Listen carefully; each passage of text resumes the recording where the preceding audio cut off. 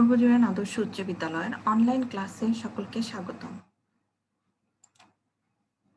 প্রথমেই আমি আমার পরিচয় দিচ্ছি। আমি সায়মা আক্তার, সহকারী শিক্ষক কম্পিউটার, পূর্বজোড়ান আদর্শ উচ্চ বিদ্যালয়। কেমন আছো তোমরা? আশা করছি সকলে খুব ভালো আছো এবং আমাদের অনলাইন ক্লাসের সাথে যুক্ত আছো, নিয়মিত ক্লাস করছো। আজ আমি তোমাদের দশম শ্রেণীর বিজ্ঞান বিষয়ে ক্লাস নেব, পার্ট 3। এখানে একটি ছবি দেখা যাচ্ছে, তোমরা কি বুঝতে পারছো শিক্ষার্থীরা এই ছবিটি কিসের? এটি রক্ত সংবহন তন্ত্রের ছবি। এখানে আরেকটি ছবি দেখা যাচ্ছে, তোমরা কি বলতে পারবে এই ছবিটি কিসের? এই ছবিটি হচ্ছে হৃৎপিণ্ডের। তাহলে তোমরা কি বুঝতে পারছো আজ আমরা কি শিখব বা কোন বিষয়ে পড়বো আমরা? এই পাঠ শেষে তোমরা হৃৎপিণ্ড কি তা বলতে পারবে, রক্ত সংবহন তন্ত্রের প্রধান অংশগুলো কি কি তা বলতে পারবে, রক্তনালী সম্পর্কে বলতে পারবে, ধমনী ও শিরার মধ্যে পার্থক্য করতে পারবে। প্রথমেই জেনে নেওয়া যাক হৃৎপিণ্ড কি। হৃৎপিণ্ড হচ্ছে রক্ত সংবহন তন্ত্রের অন্তর্গত এক ধরনের পাম্প। কার অন্তর্গত? রক্ত সংবহন তন্ত্রের অন্তর্গত এক ধরনের পাম্প। এটি অনবরত সংকুচিত ও প্রসারিত হয়ে সারা দেহে রক্ত সঞ্চালন ঘটায়। তাহলে এটি কি করে? সংকুচিত হয় একবার, আরেকবার প্রসারিত হয়, এভাবে রক্ত সঞ্চালন মানুষের সারা দেহে ঘটায়। আর এই রক্ত সঞ্চালন ঘটায় কে? পাম্প, এক ধরনের পাম্প, যাকে আমরা হৃৎপিণ্ড নামে জানি। মানুষের হৃৎপিণ্ডের অবস্থান কোথায়? তোমরা কি বলতে পারবে মানুষের হৃৎপিণ্ড কোথায়? মানুষের হৃৎপিণ্ড হচ্ছে বক্ষগহ্বরের ফুসফুস দুটির মাঝখানে এবং মধ্যচ্ছদার উপরে অবস্থিত। মধ্যচ্ছদা এবং ফুসফুস দুটির মাঝখানে অবস্থিত হচ্ছে তোমার হৃৎপিণ্ডটি। হৃৎপিণ্ড প্রশস্ত প্রান্তটি থাকে উপরের দিকে এবং হৃৎপিণ্ডের সুচালো বা একটু চুক্ষা প্রান্তটি থাকে নিচের দিকে বা নিচের দিকে বিন্যস্ত থাকে। আমি আবার বলছি, হৃৎপিণ্ড কি? হৃৎপিণ্ড হচ্ছে রক্ত সংবহন তন্ত্রের অন্তর্গত এক ধরনের পাম্প। হৃৎপিণ্ড রক্ত সংবহন তন্ত্র। আমি কিছু কিছু তোমরা একটি স্ক্রিনে দেখতে পাচ্ছ, কিছু অংশ রেড কালার করা হয়েছে, যেগুলো তোমাদের অবজেক্টিভ আসতে পারে বা ছোট প্রশ্ন আসতে পারে। হৃৎপিণ্ড কার অন্তর্গত? রক্ত সংবহন তন্ত্রের অন্তর্গত এক ধরনের পাম্প। এটি কি হয়? অনবরত সংকুচিত এবং প্রসারিত হয়ে সারা দেহে রক্ত সঞ্চালন ঘটায়। মানুষের হৃৎপিণ্ড বক্ষগহ্বরের ফুসফুস দুটির মাঝখানে এবং মধ্যচ্ছদার উপরে অবস্থিত। তাহলে তোমরা কি বলতে পারবে মানুষের হৃৎপিণ্ডের অবস্থান কোথায়? মানুষের হৃৎপিণ্ডের অবস্থান হচ্ছে বক্ষগহ্বর, ফুসফুস এই দুটির মাঝখানে এবং মধ্যচ্ছদার উপরে। পাশে একটি হৃৎপিণ্ডের ছবিও দেওয়া আছে। হৃৎপিণ্ডের প্রশস্ত প্রান্তটি থাকে উপরের দিকে এবং সুচালো যে প্রান্তটি রয়েছে সেটি নিচের দিকে বিন্যস্ত থাকে। হৃৎপিণ্ডের গঠন। এবার হৃৎপিণ্ডের গঠন জেনে নেওয়া যাক।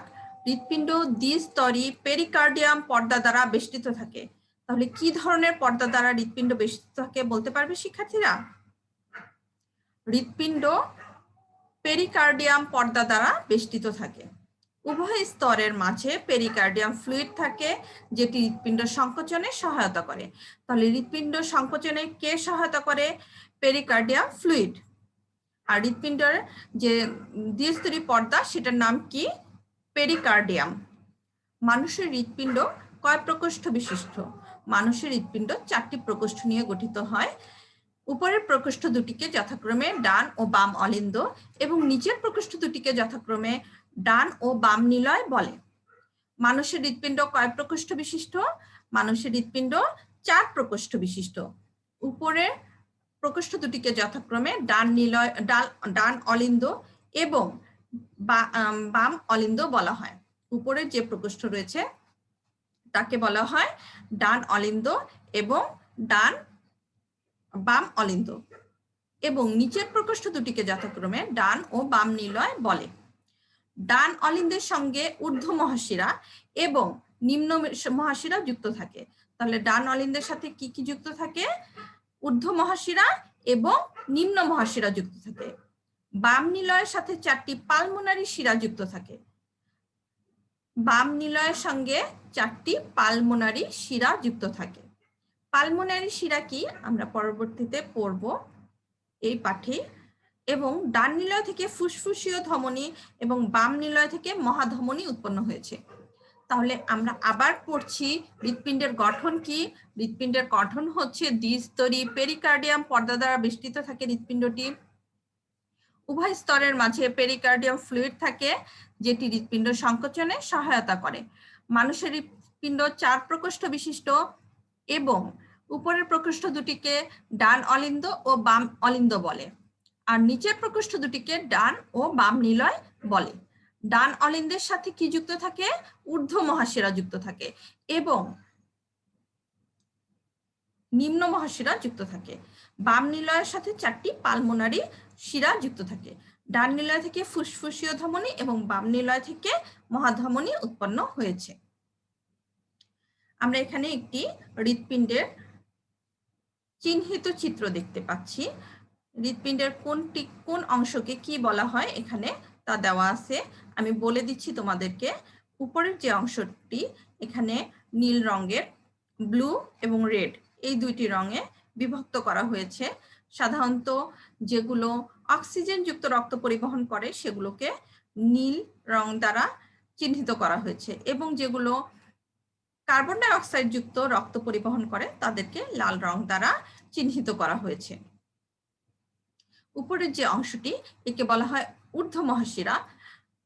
এখানে রয়েছে ডান অলিন্দ এবং অলিন্দের 2 দিকে একটি হচ্ছে ঊর্ধ্ব মহাশিরা, একটি নিম্ন মহাশিরা।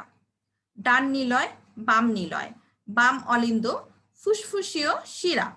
এই যে এই দুটো শিরা, এই দুটোকে বলা হচ্ছে ফুসফুসীয় শিরা। ফুসফুসীয় ধমনী এবং মহাধমনী এই কয়েকটি অংশ নিয়ে আমাদের হৃৎপিণ্ড গঠিত। এরপর আমরা পড়ব মানবদেহের রক্ত সংবহন তন্ত্র। মানবদেহের রক্ত সংবহন তন্ত্র বিভিন্ন অংশ নিয়ে গঠিত। 4টা অংশ থাকে: হৃৎপিণ্ড, ধমনী, শিরা, কৌশিক জালিকা। তো এই 4টার গঠন একসাথে এখানে দেওয়া আছে।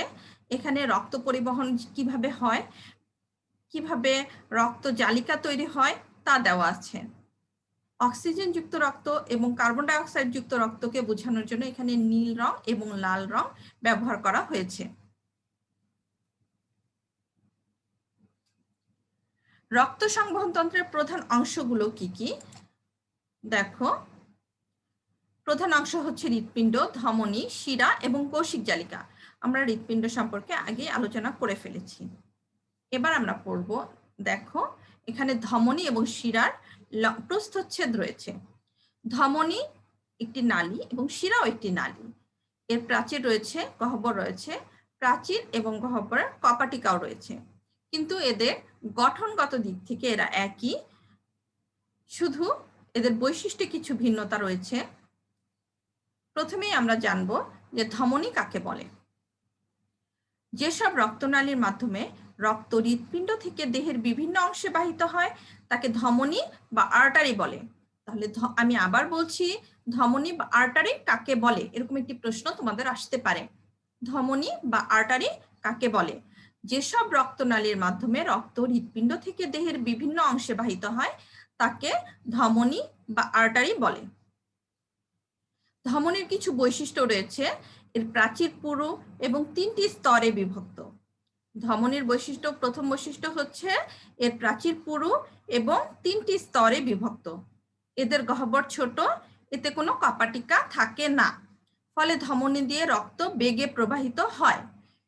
এদের মধ্যে কোনো কপাটিকা না থাকার কারণে এটি অনেক জোরে রক্তগুলো প্রবাহিত হয়। এর স্পন্দন রয়েছে। এই হচ্ছে ধমনীর বৈশিষ্ট্য। আবার বলছি, তোমাদের এখানে প্রশ্ন আসতে পারে ধমনী কাকে বলে, ধমনী বা আর্টারি কাকে বলে। এবং ধমনীর বৈশিষ্ট্য। এবার জেনে নেওয়া যাক ধমনীর কাজ কি। ধমনী শরীরের বিভিন্ন অংশে ক্ষুদ্র ক্ষুদ্র শাখা প্রশাখায় বিভক্ত হয়, এদেরকে বলা হয় শাখা ধমনী। এগুলো ক্রমশ শাখা প্রশাখায় বিভক্ত হয়ে অবশেষে সূক্ষ্ম কৌশিক জালিকায় শেষ হয়। কোথায় যে শেষ হয়? এই ধমনী শাখা প্রশাখায় বিভক্ত হয়ে সূক্ষ্ম সূক্ষ্ম কৌশিক জালিকা, আমরা কৌশিক জালিকার ছবি দেখব, সূক্ষ্ম সূক্ষ্ম কৌশিক জালিকায় যে শেষ হয়। ধমনীর মাধ্যমে হৃৎপিণ্ড থেকে দেহের বিভিন্ন অংশে অক্সিজেন যুক্ত রক্ত পরিবাহিত হয়। তাহলে ধমনীতে কি ধরনের রক্ত পরিবাহিত হয়? অক্সিজেন যুক্ত রক্ত পরিবাহিত হয় দেহের বিভিন্ন অংশে। হৃৎপিণ্ড থেকে সে অক্সিজেন যুক্ত রক্ত দেহের বিভিন্ন অংশে পরিবাহিত করে। তবে ফুসফুসীয় ধমনী এর ব্যতিক্রম। এই ধমনী বা এই রক্তনালী দিয়ে হৃৎপিণ্ড ফুসফুস থেকে রক্ত প্রেরণ করে বলে এটিকে ধমনী বলা হয়। যেহেতু হৃৎপিণ্ড ফুসফুসে রক্ত প্রেরণ করে তাই একে ধমনী বলা হয়, কিন্তু এটি অক্সিজেন যুক্ত নয়, এটি কার্বন ডাই অক্সাইড যুক্ত রক্ত পরিবহন করে। তোমরা কি বুঝতে পেরেছো আমি কি বলেছি? ধমনীর কাজ কি আমি আবার বলছি, ছোট ছোট অংশে বিভক্ত করে বলছি। ধমনী শরীরের বিভিন্ন অংশে ক্ষুদ্র ক্ষুদ্র শাখা প্রশাখায় বিভক্ত হয়, এদের শাখা ধমনী বলে। এগুলো ক্রমশ শাখা প্রশাখায় বিভক্ত হয়ে অবশেষে সূক্ষ্ম জালিকায় শেষ হয়। এই যে ধমনীগুলো শাখা প্রশাখায় বিভক্ত হওয়ার পরে সে সূক্ষ্ম জালিকায় যে শেষ হয়ে যায়।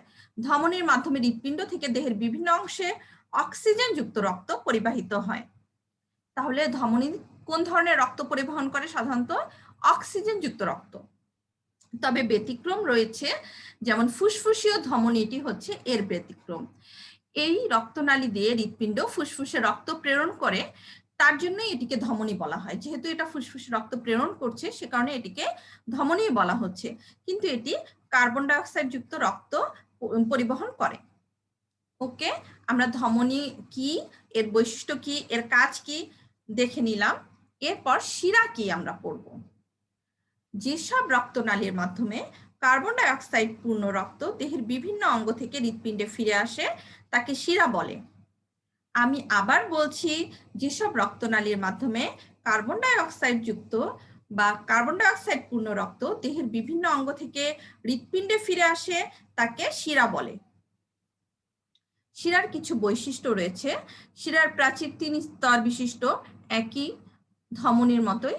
এর প্রাচীরটি আগে ধমনীর প্রাচীর ছিল একটু পুরো, কিন্তু এর প্রাচীর পাতলা এবং গহ্বরটি বড়। শিরায় কপাটিকা থাকায় শিরা দিয়ে রক্ত ধীরে ধীরে একমুখে প্রবাহিত হয়। ধমনীতে কোনো কপাটিকা ছিল না, শিরায় কপাটিকা থাকে, এ কারণে এটি একমুখে প্রবাহিত হয়। শিরা কৌশিক জালিকা থেকে শুরু করে হৃৎপিণ্ডে যে শেষ হয়। শিরা কৌশিক জালিকা থেকে শুরু হয় এবং হৃৎপিণ্ডে যে শেষ হয়। এর মধ্যে ব্যতিক্রমী শিরা রয়েছে। এই ব্যতিক্রমী শিরাকে বলা হয় পালমোনারি শিরা। পালমোনারি শিরা হচ্ছে ব্যতিক্রম শিরা। এর মাধ্যমে রক্ত হৃৎপিণ্ডে ফিরে আসে বলে এটিকে শিরা বলা হয়। তবে এই শিরা ফুসফুস থেকে অক্সিজেন সমৃদ্ধ রক্ত হৃৎপিণ্ডে নিয়ে আসে। আমি আবার বলছি, এই শিরা কি করে? অক্সিজেন যুক্ত রক্ত বা অক্সিজেন সমৃদ্ধ রক্ত হৃৎপিণ্ডে নিয়ে আসে। এই জন্য একে পালমোনারি শিরা বা ব্যতিক্রম শিরা বলা হয়। এবার জেনে নেওয়া যাক কৌশিক জালিকা কি। কৌশিক জালিকা ধমনী এবং শিরার সংযোগ স্থলে অবস্থিত কেবল এক স্তর বিশিষ্ট এন্ডোথেলিয়াম দিয়ে গঠিত যেসব সূক্ষ্ম রক্তনালী জালিকার আকারে বিন্যস্ত থাকে সেগুলোকে বলা হয় কৌশিক জালিকা। তাহলে ধমনী এবং শিরার সংযোগ স্থলে, যেখানে ধমনী এবং শিরা সংযুক্ত হয়েছে সেখানে এক স্তর বিশিষ্ট এন্ডোথেলিয়াম দিয়ে গঠিত যেসব সূক্ষ্ম রক্তনালী, এন্ডোথেলিয়াম দিয়ে গঠিত সূক্ষ্ম কিছু রক্তনালী জালিকা আকারে বিন্যস্ত থাকে। এটি কিন্তু জালিকা আকারে বিন্যস্ত থাকে, এই জন্য একে বলা হয় কৌশিক জালিকা। কৌশিক জালিকা রক্ত ও কোষের মধ্যে ব্যাপন প্রক্রিয়া দ্বারা পুষ্টিদ্রব্য, অক্সিজেন, কার্বন ডাই অক্সাইড, রেচন পদার্থ ইত্যাদি আদান প্রদান ঘটায়। আমি আবার বলছি, কৌশিক জালিকা রক্ত এবং কোষের মধ্যে ব্যাপন প্রক্রিয়া দ্বারা, কোন প্রক্রিয়ায়? ব্যাপন প্রক্রিয়া দ্বারা পুষ্টিদ্রব্য, অক্সিজেন, কার্বন ডাই অক্সাইড রেচন পদার্থ ইত্যাদি আদান প্রদান ঘটায়। ওকে, কৌশিক জালিকা কাকে বলে আমরা বুঝতে পেরেছি। এখন আমরা একটি কৌশিক জালিকার ছবি দেখি। দেখো এখানে ধমনী এবং এখানে শিরা। ধমনী এবং শিরার মাঝখানে যে সংযোগ স্থল এটাকে বলা হচ্ছে কৌশিক জালিকা। ঠিক আছে, এখন রক্তনালীগুলো চিহ্নিত করা হলো। দেখো হৃৎপিণ্ড কোনটি একটু আমরা দেখে নেই। এটি হচ্ছে হৃৎপিণ্ড। শিরা কোনটি? এটি হচ্ছে শিরা। ধমনী এবং কৌশিক জালিকা। তোমরা দেখেছো মজার না ব্যাপারটা? হৃৎপিণ্ড কোনটি? হৃৎপিণ্ড হচ্ছে এটি চিহ্নিত, যে তারকা চিহ্নিত স্থান এটি হচ্ছে হৃৎপিণ্ড। শিরা কোনটি? তারকা চিহ্নিত স্থান এটি হচ্ছে শিরা। ধমনী কোনটি? এই যে তারকা চিহ্নিত স্থান এটিকে বলা হচ্ছে ধমনী। এই যে সূক্ষ্ম সূক্ষ্ম শিরা এগুলোকে বলা হচ্ছে শিরা এবং ধমনীর সংযোগ স্থল, সেটাকে বলা হচ্ছে কৌশিক জালিকা। তাহলে রক্তনালীগুলো আমরা চিহ্নিত করতে পারবো, যেহেতু এটা রক্ত সংবহন তন্ত্র তাই রক্তনালীগুলো চিহ্নিত করব। আচ্ছা, এবার রক্ত, এর আগের ক্লাসে আমি তোমাদের রক্ত কাকে বলে পড়িয়েছি, তারপর আবার বলে দিচ্ছি। রক্ত হচ্ছে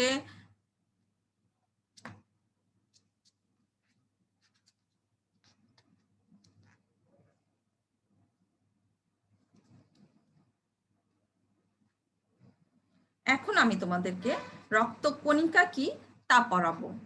রক্তকণিকা তিনটি ভাগে বিভক্ত। একটি হচ্ছে লোহিত রক্তকণিকা, শ্বেত রক্তকণিকা এবং অনুচক্রিকা। এই যে রক্তকণিকার ছবি দেখতে পাচ্ছি আমরা, লোহিত রক্তকণিকাকে আরবিসি বা রেড ব্লাড সেল বলে। লোহিত রক্তকণিকাকে কি বলে? আরবিসি বা রেড ব্লাড সেল। এটি দ্বি-অবতল এবং চাকতি আকৃতির হয়। হিমোগ্লোবিন নামক রঞ্জক পদার্থ থাকার কারণে দেখতে লাল বর্ণের হয়। এদের প্রধান কাজ হচ্ছে অক্সিজেন পরিবহন করা। এদের গড় আয়ু 120 দিন। তাহলে লোহিত রক্তকণিকা কি? এটি হিমোগ্লোবিন নামক রঞ্জক পদার্থ থাকার কারণে লাল রঙের হয়ে থাকে এবং এদের প্রধান কাজ কি? অক্সিজেন পরিবহন করা। আর এদেরকে আরবিসি বা রেড ব্লাড সেলও বলা হয়। এরপর দেখো শ্বেত রক্তকণিকা। শ্বেত রক্তকণিকা কি? এদেরকে আরেকটি নাম হচ্ছে হোয়াইট ব্লাড সেল। শ্বেত রক্তকণিকার আরেকটি নাম হচ্ছে হোয়াইট ব্লাড সেল। নির্দিষ্ট কোনো আকার নেই। এদের গড় আয়ু 1 থেকে 15 দিন। এটি দেহের রোগ প্রতিরোধ ক্ষমতা বৃদ্ধি করে। এরা হিমোগ্লোবিন বিহীন এবং নিউক্লিয়াস যুক্ত। যেহেতু দেখতে পাচ্ছ শ্বেত রক্তকণিকার রংটি হচ্ছে সাদা, তাই এটি হিমোগ্লোবিন বিহীন এবং এতে কোনো রঞ্জক পদার্থ থাকে না এবং এর মধ্যে নিউক্লিয়াস থাকে। এদের গড় আয়ু হচ্ছে 1 থেকে 15 দিন। অনুচক্রিকা। অনুচক্রিকা দেখতে গোলাকার, ডিম্বাকার, রডাকার হয়। এটি ক্ষতস্থানে রক্ত জমাট বাঁধে এবং রক্তক্ষরণ বন্ধ করে। এর গড় আয়ু 5 থেকে 10 দিন। তাহলে শ্বেত রক্তকণিকার গড় আয়ু কত দিন? 5 থেকে 10 দিন। সরি, অনুচক্রিকার গড় আয়ু 5 থেকে 10 দিন।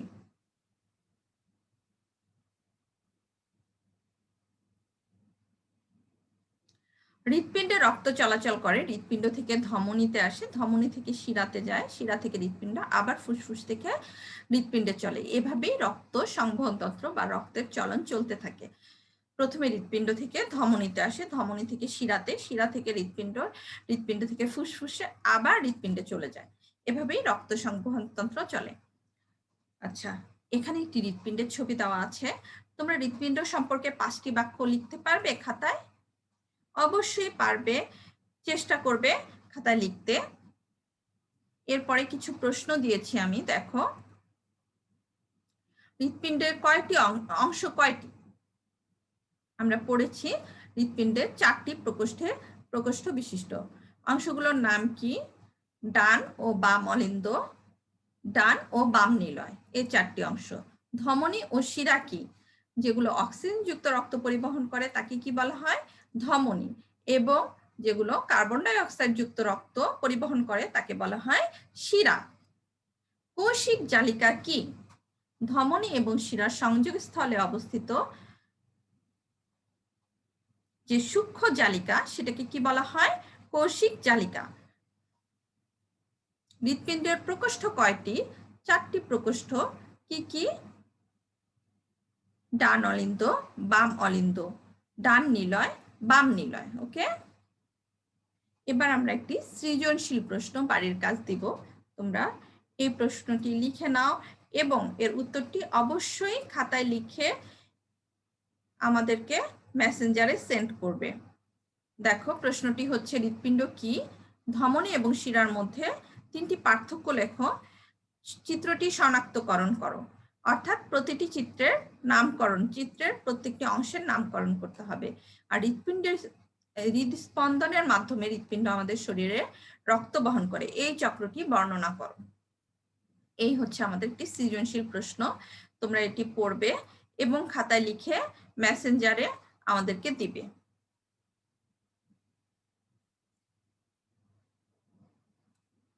সকলকে ধন্যবাদ জানিয়ে আমি আমার ক্লাস এখানেই শেষ করছি। তোমরা সকলে ভালো থাকবে, সুস্থ থাকবে, আমাদের অনলাইন ক্লাসের সাথে যুক্ত থাকবে এবং করোনা ভাইরাসকে প্রতিরোধ করতে আমাদের শরীরে ইমিউনিটি সিস্টেম অবশ্যই বৃদ্ধি করতে হবে। সেজন্য তোমাদের সকলকে বেশি বেশি পুষ্টিকর ফলমূল, বিশেষ করে আমাদের দেশি ফলমূল খেতে হবে। সকলে ভালো থাকো, সুস্থ থাকো। আল্লাহ হাফেজ।